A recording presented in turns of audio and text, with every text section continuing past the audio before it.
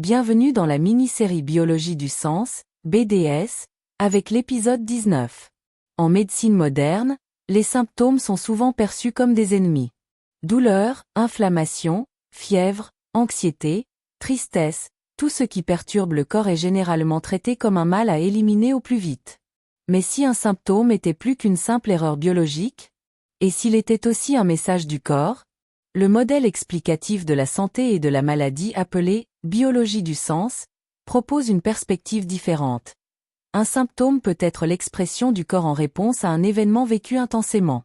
Il ne s'agit pas seulement d'un dysfonctionnement corporel.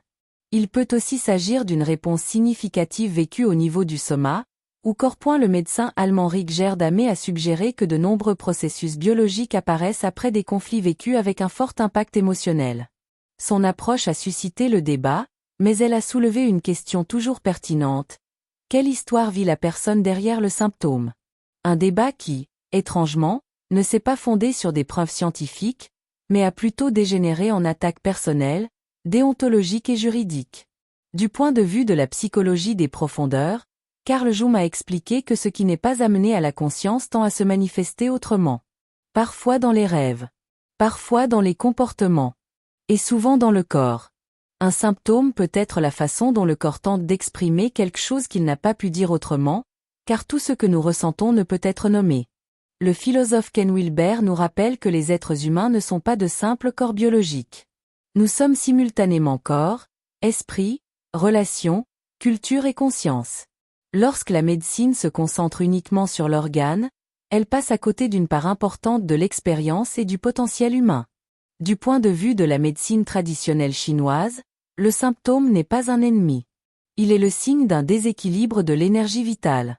L'organisme ne se trompe pas. Au contraire, il tente de rétablir l'harmonie. Le taoïsme philosophique enseigne que la santé naît de l'équilibre entre la vie et la nature.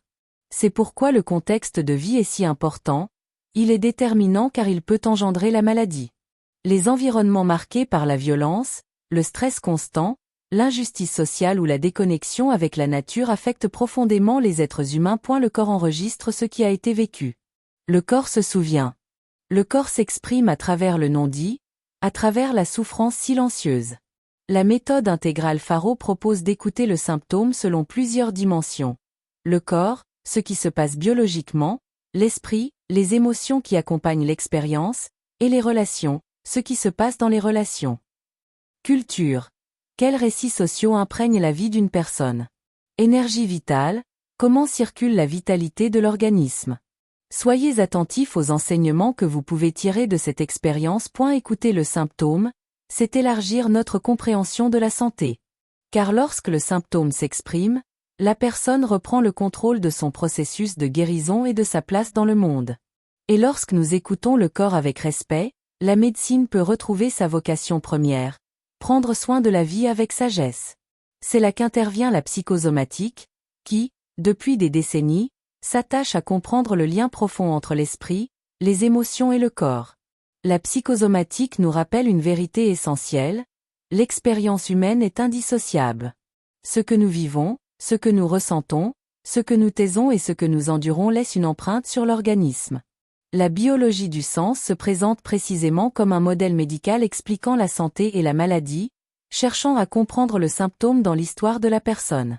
Dans cette perspective, le symptôme ne doit pas seulement être éliminé. Il faut l'écouter, le comprendre et le décrypter. Apprendre à respecter le symptôme ne signifie pas glorifier la souffrance. Cela signifie reconnaître que le corps tente de s'adapter à une expérience perçue comme conflictuelle. Lorsque nous écoutons attentivement le symptôme, de nouvelles questions surgissent. Quelle expérience l'a engendré? Quelle perception était présente à ce moment-là? Y avait-il de la peur, de la perte, un sentiment d'injustice ou de la solitude? La véritable transformation commence lorsque nous pouvons considérer cette expérience avec compassion, honnêteté et empathie. Car souvent, la souffrance ne trouve pas son origine uniquement dans le corps. Elle découle de circonstances de vie injustes, de relations toxiques ou de perceptions qu'il convient de réexaminer. Écouter le symptôme permet de réorganiser l'expérience vécue. Comprendre le symptôme nous permet de rechercher des solutions plus humaines.